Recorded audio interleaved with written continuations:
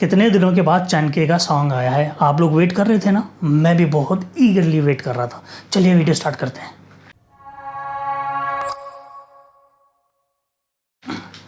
Hello guys, how are you? मेरा नाम है Fawad. First of all like to thank you guys for watching this video. I hope you guys are doing really well. चैनके सादत हसन मंटो का title दिया था मैंने उसको, इसलिए कि बहुत ज़बरदस्त लिरिसिस्ट है जो आपके सोशल इश्यूज़ हैं, जो आपको झंझोड़ के रख देता है। इस तरह के इश्यूज़ को वो उठाता है और बहुत बेहतरीन तरीके से उठाता है।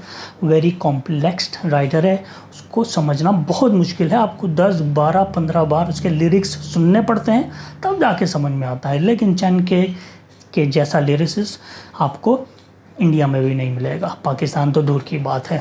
लेकिन रैप के ऊपर आप क्वेश्चन कर सकते हो कि हाँ ऊपर नीचे है, और रैपिंग में इतना ज़्यादा नहीं है, लेकिन जो मैसेज पहुंचाना चाहता है बहुत इफेक्टिवली पहुंचाता है और लोग उसको बहुत ज़्यादा पसंद करते हैं। मैंने एक हफ्ते पहले चैनके को डीएम किया था इंस्टाग्राम पर, क्योंकि यूजुअली वो बहुत ज़्यादा एक्टिव रहता है इंस्टाग्राम पर, लेकिन काफ़ी दिनों से गायब था। और मेरे चैनल पर भी बहुत से लोगों ने पूछा कि फवाद भाई आपको पता होगा चैनके कहाँ है? भाई मुझे कुछ नहीं पता था। मैंने मैसेज किया, मुझे मैसेज का जवाब नहीं आया, लेकिन आज उसने सॉन्ग रिलीज़ कर दिया है और सॉन्ग का टाइटल है नफ्से अम्मारा। नफ्से अम्मारा इज़ अरबिक वर्ड। नफ्स का मतलब होता है सेल्फ, ईगो, साइकिक, यानी कि योर सेल्फ। ठीक है, ये आपका नफ्स है, आपकी पूरी बॉडी, और जो आप सोचते हो, जो काम करते हो, वो आपका नफ्स है।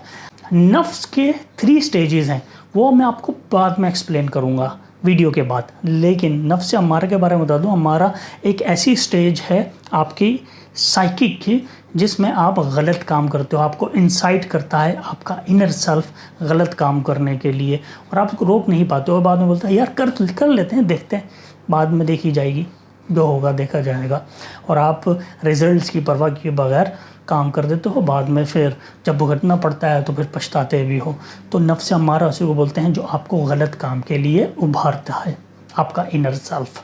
तो बिना कोई टाइम ज़ाया किए नफ्स अम्मारा सॉन्ग सुनते हैं, और मुझे लगता है कि बहुत हार्ड लिरिक्स और बहुत हार्ड विजुअल्स होने वाले हैं। तो ये वीडियो मैं एज ए एक्सप्लेनेशन वीडियो बना रहा हूँ, साथ साथ मैं आपको एक्सप्लेन भी करते जाऊँगा प्ले पॉज करके।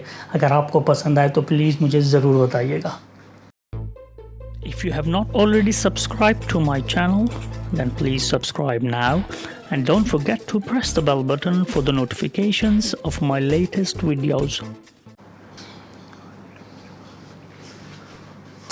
Okay, नमाज पढ़ रहे हैं। चैनके God is the great, अल्लाह सबसे बड़ा है।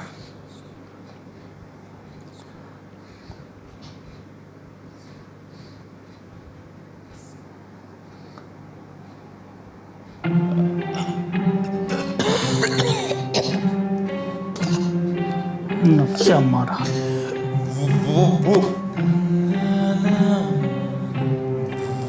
वो दे। ये जो आपने देखा ना कि किस तरीके से उकसाने की कोशिश कर रहा है चैनके, हालांकि नमाज़ पढ़ रहा है, वो दीन की तरफ ज़्यादा उसकी रगबत हो गई है, लेकिन फिर भी चैनके ने लड़ के भिड़ के उसको मार मूर के बांध दिया है, मगर वो आपको बार बार पिन करता रहता है। बस यही होता है नफ्स अम्मारा। वो देख फिर सुन कि तुझ पे नजरें कब से तेरी आवाज के लिए तरस रहे, पर कुछ नाराज है तुझसे पकड़े, तेरी जान नमाज देखकर तुझ पे तफरे। सलाम और अल्लाह तेरा बकवास है जवाब इसका, जिस मुल्क में तेरा नाम है हो। चैनके रिसेंटली आपने उनकी इंस्टाग्राम पोस्ट देखी होंगी जिसमें उसने कहा कि मैं कुरान को रीड कर रहा हूँ, तर्जुमे के साथ उसको समझने की कोशिश कर रहा हूँ। तो बहुत से लोगों ने उसको क्रिटिसाइज़ किया था, क्योंकि चैनके का जो हुलिया है ना, सफ़ेद बाल, बूंदी बहनी हुई, रैप करता है, अजीब किस्म के कपड़े पहनता है, तो उसको बहुत ज़्यादा क्रिटिसाइज़ किया था। लेकिन कुरान पढ़ना, उसको समझना, सीखना कोई गलत बात नहीं है। चाहे मुसलमान क्रिटिसाइज़ कर रहे हैं या नॉन मुस्लिम क्रिटिसाइज़ कर रहे हैं, सो इट्स कम्प्लीटली रॉन्ग। मेरे ख्याल में उसी का रेफरेंस दिया है इसने यहाँ पर। भाई आदम का मजहब इस्लाम, ये राखी सावन से भी ज्यादा बदनाम है। जिन मुल्कों में मशहूर तू वहाँ देखेगा नंगी हूर तू, जिन मुल्कों में दे शऊर तू वहाँ देखेगा मगरबी दस्तूर। तू खाल में सियाही सफेद बालवा, तू खुद भी गुलाम मगरबी रिवाज का, इंडस्ट्री का दुश्मन तू, दुश्मन दज्जाल का, पर उल्मा का फतवा तू, काफिर समाज का। कुर्ता शलवार तू बाहर क्यों नहीं पहनता, मौसीकी हराम, इस पे तेरा क्या कहना भाई। तो कंटिन्यूसली जो नफ्स अमारा है, आपका जो इनर सेल्फ है, जो डेविल के कम्प्लीटली काबू में आ चुका है, यानी कि शैतान के, वो आपको उकसा रहा है, वो बता रहा है कि इस्लाम तो बहुत बदनाम है, क्या फ़ायदा उसके ऊपर अमल करने का, उस पर बिलीव करने का। जिस कंट्री में वेस्ट यानी कि USA और UK वेस्टर्न कल्चर को ज़्यादा अपनाया जाता है, जैसे कि जीन्स वीन्स पहनी हुई जाती है, छोटे छोटे कपड़े पहने जाते हैं, और बहुत किस्म की गलत हरकतें होती हैं, नाइट क्लब्स होते हैं, पब्स वगैरह हैं, तो आपको इंसाइट करने की कोशिश कर रहा है, कंटिन्यूसली कोशिश करता है। और this is the fight between devil and yourself. देखते हैं इसमें कौन जीतता है। खोल दे जंजीरें कुछ तो रहम का, मैं दोस्त तू तेरा इलाज करा जहन का। मुंह क्यों बंद है तेरा, कुछ तो भौंकना, ये लोग बोल रहे हैं तू मुनाफिक फिरौन सा। लौट जा गुनाहों में लौट जा, कुछ नहीं कर सकता तू इस गंदी कौम का। यार मैं अपने आप को थोड़ा सा नीचे समझ रहा हूँ अभी, मतलब गिरा हुआ समझ रहा हूँ। आपने इन वर्सेस को समझा? वो ये कहना चाह रहा है कि ये छोड़ना चाह रहा है मौसीकी, म्यूज़िक, रैप एंड एवरीथिंग, लेकिन जैसे मैंने DM करके बोला, कहाँ हो भाई चैन के, we are waiting for you, we are missing for you, इस तरह बहुत सारे लोग हैं जो मिस कर रहे हैं। मतलब हम लोग उकसा रहे हैं कि भाई दोबारा आ जा, मौसीकी पे रैप कर और अपने गाने वाने बजा, बाल सफ़ेद कर, बुंदियाँ उंदियाँ पहन, अजीब सा हुलिया बन। आई फील बैड यार, आई फील बैड। गंदी तेरी भी तो एक बंदी, तुझे भी तो लगती है भूख बदन की भूख तो जरूरत एक मर्द की, फिर तूने ये कैसी रख दी पाबंदी। यस, हमारे मज़हब इस्लाम के अकॉर्डिंगली, बाकी दूसरे रिलीजन में भी है, according to Islamic religion you can't date a woman, you can't even touch a woman before marry, और सेक्स वगैरह की तो दूर की बात है, उसके बारे में तो सोचो ही नहीं। लेकिन जो आपका ये नफ्स अमारा है, जो डेविल है, वो आपको बार बार इंसाइट करता रहता है कि चल भाई कर डाल, मज़ा है, मज़ा है। वाकई मज़ा आता है, लेकिन बाद में फिर आपको वो ज़मीर जगा जाता है कि अबे तूने किया तो किया क्या। शाम असर की किधर जा रहा है, क्या मैंने बात खत्म की, बना दूंगा तेरी जन्नत में दोज़ख सी ज़बान, ये तेरे पक्के दुश्मन की। ओके, शाम असर की मतलब क्या है? असर, जो थर्ड नमाज है ना दिन की, पहली होती है फजर, दूसरी होती है ज़ोहर, तीसरी होती है असर। तो असर नमाज का टाइम हो गया, लेकिन ये आपको रोकने की कोशिश कर रहा है कि ना पढ़ो। मैं तेरे ख्वाबों में, सही बात है भैया। मैं तेरे रास्ते पे, मैं तेरी यादों में, मैं तेरी नस नस में, मैं तेरे ख्वाबों में, मैं तेरे कागज पे, मैं तेरी यादों में। ये बता रहे हैं कि मैंने तुम्हारे ऊपर इतना ज़बरदस्त तरीके से कब्ज़ा कर लिया कि मुझसे छुटकारा हासिल करना मुश्किल है। नस नस में, यानी कि आपकी वेन्स में घुसा हुआ है, आपकी पूरी बॉडी में सरायत कर चुका है, ख्वाबों में उठते बैठते सोते जागते, रोड्स पर डिफरेंट किस्म के लोग हैं, वो भी इसी चीज़ का शिकार हैं। इससे छुटकारा हासिल करना आसान नहीं है बिल्कुल भी। देख कैसे बदले हाथ से तेरे घर वाले भूल गए लिहाज, तेरी भी उम्र का ये ताड़ क्या रैन, सब का सर फाड़ दे, रख के चेहरे पे इसके थप्पड़ मार दे। इंसाइट कर रहा है कि फैमिली वालों से झगड़ो, भाई बहन से झगड़ो और अपनी पॉइंट ऑफ व्यू रखने की कोशिश करो, चाहे वो सही हो या गलत। इंसाइट किया उसने। यूसुफ वाली किस्मत थप्पड़ मार के कभी मिलती नहीं इज्जत, अपनों से नादिर। हाँ, यूसुफ वाली किस्मत थप्पड़ मार के नहीं मिलती इज़्ज़त। यूसुफ कौन है? बहुत बिलव्ड प्रॉफिट हैं हज़रत यूसुफ अलैहिस्सलाम। उनके 11 भाई थे जिन्होंने उनको मार के कुएं में फेंक दिया था, लेकिन बाद में he became king of the land. तो बहुत इज़्ज़त मिली थी, रिस्पेक्ट मिली थी। तो हज़रत यूसुफ अलैहिस्सलाम का इसमें उन्होंने रेफरेंस दिया है। ऐसे तो चिढ़ मत, पैसे फेंक दे खत्म मुश्किल वक्त पर। इज्जत तुझे इनकी क्यों चाहिए जिनकी नफरत तुझे साफ दिखाई दे, तबाह जो तुझे करने का सोचे तन्हाई में जता के फेंक दे मदद सारी खाई में। कोई भी मदद मुफ्त में नहीं करता, कोई भी ये दोज़ख वोज़ख से नहीं डरता। क्या निकाह क्या कुरान क्या पर्दा, पुरानी सोच तेरी जमाना बेपरवाह। वाह, पहले फैमिली के बारे में उकसा रहा है कि फैमिली वाले से रिश्ते से तोड़ दो, जो करना है करो और किए जाओ। फिर बोलता है कि क्या कुरान क्या निकाह क्या पर्दा। पर्दा का मतलब ये है कि भाई अपनी नज़रें नीचे झुका के रखो और एक शर्म रखो, औरत और मर्द के दरमियान गलत ना सोचो, गलत ना करो, फैमिली के साथ ना लड़ो, कुरान के ऊपर अमल ना करो। तो ये सारी चीज़ें इसके अंदर बताई जा रही हैं कि आपको कंटिन्यूसली इंसाइट कर रहा है और ये जूझ रहा है, लड़ रहा है किसी तरीके से इसकी बैंड बजा दे। लेकिन this is the most difficult stage of नफ्स। कभी तू तब पैरों के कभी तू हंसता है, तस्वीरों में इन्हें तू पागल सा लगता है, कभी कम वक्त सा कभी दिलों में बसता है, तुझे समझना कश्मीर वाला मसला है। I completely agree with that, 100% agreed with that। देखो चैनके के बारे में मैंने क्या बोला था कि सादत हसन मंटो है, क्योंकि इसको समझना बहुत मुश्किल है।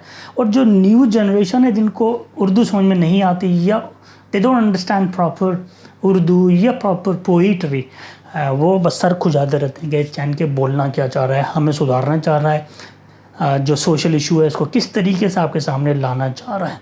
जैसे उसने बताया ना कि आपको गलत तरीके से लोग इंसाइट भी करते हैं, बुरा भला भी बोलते हैं और कहते हैं कि अबे तू किन को समझा रहा है, ये लोग किसी काबिल नहीं है। दूसरा ये जो कश्मीर की बात की है, कश्मीर का मतलब आगे बहुत कॉम्प्लेक्स है। पाकिस्तान की तरफ से बात करो तो एक अलग आपको एक नैरेटिव मिलेगा, इंडिया की तरफ से बात करो तो अलग नैरेटिव मिलेगा, लेकिन बीच में कौन फंसा हुआ है? कश्मीरी पब्लिक और दोनों कंट्रीज़ जो पाकिस्तान और इंडिया की पब्लिक है। नैरेटिव्स का प्रॉब्लम है और उसकी वजह से कंफ्यूज है और बहुत ज़्यादा कॉम्प्लेक्स कर दिया गया है मामला, हालांकि इतना है नहीं। उसके हाथों में असला है, इसको ना सुनना ये पाकिस्तानी कमबख्त है, व्यूज मशहूरी के लिए ये तरसता है। गुल्ला क्यों ये मोदी को दहशतगर्द बकता है, अगर तुझे मिलियन व्यूज पे आके टिकना है तो कौम को भूल जाए, इन पे क्यों गाने लिखता है। ये रिपीट कर रहा है उन लोगों की आवाज़ जो हेट फैलाते हैं, गलत गलत कमेंट्स करते हैं, आपको गुस्सा दिलाने की बात करते हैं। एक अटेंशन सीकर्स टाइप के जो होते हैं ना, हेटर्स, ट्रोलर्स जिसको बोलते हैं, कि हाँ भाई ये गलत लिरिक्स लिख रहा है, सिर्फ मिलियन व्यूज़ चाहिए या 2 मिलियन व्यूज़ चाहिए, इसको कोई परवाह नहीं है। हालांकि ये कौम को सुधारने की कोशिश करता है, सोशल इशू पे बात करता है, उसकी बात कोई नहीं सुनता, लेकिन सारे जो है नेगेटिव पॉइंट उसके ऊपर थोपने की कोशिश करते हैं। ये कोई नहीं परवाह इन्हें ना, ये दिखता है कि आधे से ज़्यादा गाने दावत ज़िना है। दावत ज़िना, ज़िना का मतलब क्या है? Illegal sex. तो जिस तरह के जो गाने बनाता है, looks like a illegal sex. वो टफ। अकेला तो कुछ नहीं कर सकता, ये वक्ती मशहूरी के दिन 2-4 जरा गिन जाके आईना देख और पूछ अपने आप से कि तेरी औकात क्या मेरे बिना। ये मैं तेरी ये जो उसने खून की उल्टी की है ना, ये एक सिचुएशन आ जाती है किसी भी आर्टिस्ट, किसी भी सेलिब्रिटी या किसी भी इन्फ्लुएंसर की ज़िंदगी में, कि जब उसको इतनी ज़्यादा हेट मिल रही हो, वो कुछ करने की कोशिश कर रहा है, कुछ डिफरेंट करने की कोशिश कर रहा है, कुछ सुधार लाने की कोशिश कर रहा है, लेकिन जो पब्लिक है ना वो पुश बैक करती है, जो हेटर्स हैं या ट्रोलर्स हैं पुश बैक करते हैं, तो आपको फील होता है कि यार मैं क्यों कर रहा हूँ, ये गंदगी है, बस गंदगी और कुछ नहीं है, कोई अच्छे लोग नहीं हैं इस दुनिया में। तो एक होता है ना, एक बंदे को करता है उल्टी करने का दिल करता है, दिमाग ख़राब हुआ और कुछ नहीं। नस नस में मैं तेरे ख्वाबों में, मैं तेरे रास्ते पे मैं तेरी यादों में, मैं तेरी नस नस में। He has been beaten now. मैं तेरे ख्वाबों में,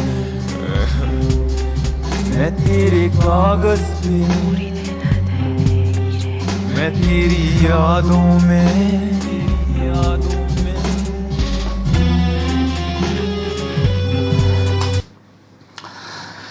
Outstanding आउटस्टैंडिंग रैप। बहुत अरसे के बाद इतनी पावरफुल लाइंस, लिरिक्स और कॉन्सेप्ट के साथ आया है ना चन के, मज़ा आ गया यार, मज़ा आ गया।